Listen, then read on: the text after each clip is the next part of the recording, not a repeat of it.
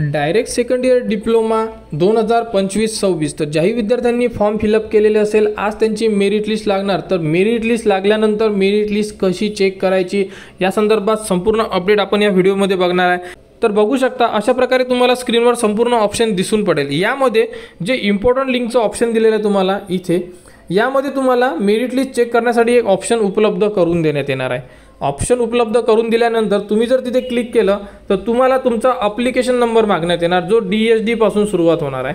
तो application number आणि त्यानंतर तुमची जन्मतारीख इथे तुम्हाला इन्सर्ट करावी लागेल।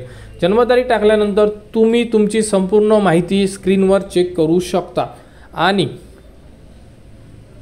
मेरिट लिस्ट लागल्यानंतर तुम्हाला बाकीसुद्धा अपडेट आपल्या चॅनलवर देण्यात येणार की त्यामध्ये कोणती इन्फॉर्मेशन तुम्हाला अतिशय महत्त्वाची राहणार आहे। यामध्ये सुद्धा आपण सांगणार आहे की त्यामध्ये तुम्हाला ॲडमिशन कास्ट आणि तुमची कास्ट ही सेम असली पाहिजे आणि त्यामध्ये दिलेली संपूर्ण माहिती जसे की तुमचे नाव, तुम्ही टाकलेली संपूर्ण मार्क्स, तुम्ही टाकलेली संपूर्ण इन्फॉर्मेशन ही माहिती ओके असणं गरजेचं आहे। कारण की मेरिट लिस्टमध्ये जर काही अडचण असेल तर तुम्हाला परत 2 दिवस देण्यात येतात, त्यामध्ये तुम्ही चेंजेस करू शकता। कारण डायरेक्ट सेकंड इयर डिप्लोमा यांच्याकडून जो टाइम टेबल देण्यात आलेला आहे त्या टाइम टेबलनुसार तुम्ही बघू शकता आज तुमची प्रोविजनल मेरिट लिस्ट लागणार। कोणत्याही क्षणी तुमची प्रोविजनल मेरिट लिस्ट लागू शकते, सायंकाळी 5 वाजेपर्यंत सुद्धा लागू शकते।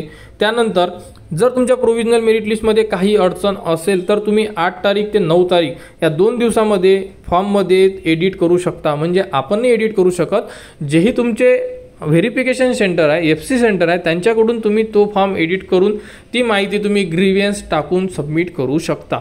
त्यानंतर एकदा ग्रीव्हन्स टाकल्यानंतर तुम्हाला 11 तारखेला लागणार final merit list. Final merit list लागल्यानंतर तुम्ही परत फायनल मेरिट लिस्ट चेक करणार, त्यामध्ये संपूर्ण इन्फॉर्मेशनसुद्धा चेक करणार आणि तुम्ही जेही चेंजेस केलेले असेल ती माहिती तुम्हाला अपडेट होऊन फायनल मेरिट लिस्टमध्ये येणार। त्यानंतर तुम्ही फायनल मेरिट लिस्ट लागल्यानंतर कोणताही बदल करू शकत नाही आहे आणि त्यानंतर भरणार आपण आपले कॅप राऊंडचे फॉर्म। तर कॅप राऊंडचा फॉर्म सुरू होणार तुमचा 12 तारखेपासून।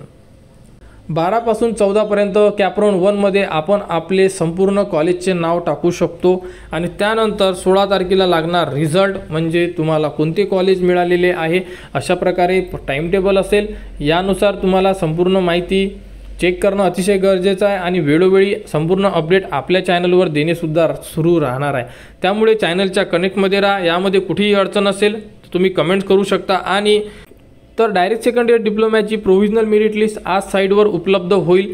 उपलब्ध झाल्यानंतर संपूर्ण माहिती तुम्हाला आपल्या चॅनलवर देण्यात येणार।